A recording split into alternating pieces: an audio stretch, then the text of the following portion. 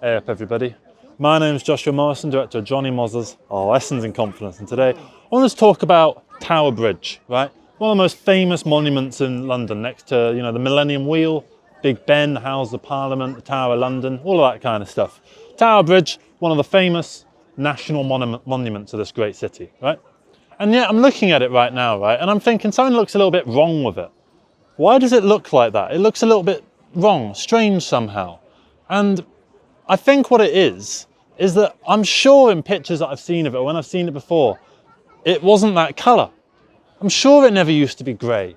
I'm sure it used to be more of a golden brown. And so I'm looking at it and thinking, why does it look like that, right?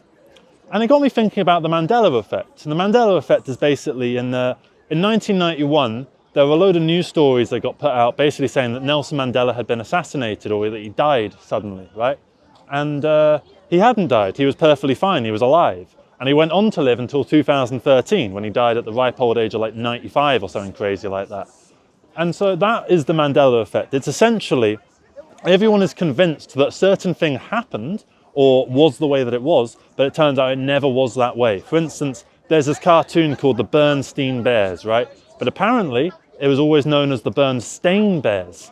But realistically, Bernstein sounds kind of German. Bernstein sounds like a typo, realistically, right? So I think people just naturally called it the Bernstein Bears, even though it was always the Bernstein Bears. And I think that's where the Nelson Mandela effect kind of comes into play, in that it's a mass misremembering. It's almost like societal misinformation that everyone is convinced about.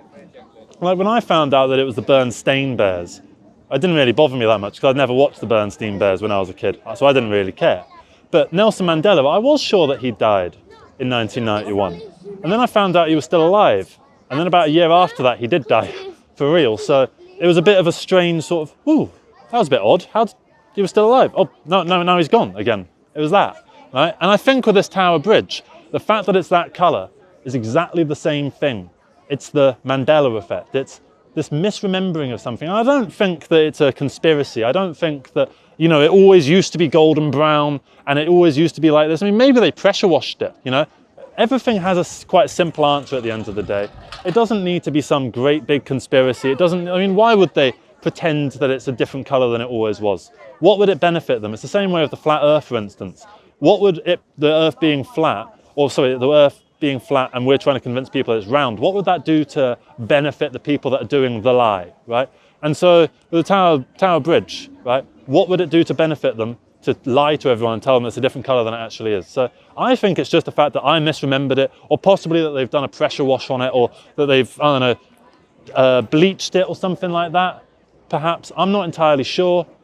But at the end of the day, I think what's interesting is the fact that we are able to misremember things, and that the world around us is a lot less objective than we perhaps think that it is. So the world is a lot less objective than we really think it is, right? And what does that necessarily mean? Because logically, there must be an objective truth to the universe, right? There must be some final state, a real state of objectivity to everything, right? There must be a truth out there. But at the end of the day, if all we're going to do is endlessly search for the truth, we'll never know when we finally know everything.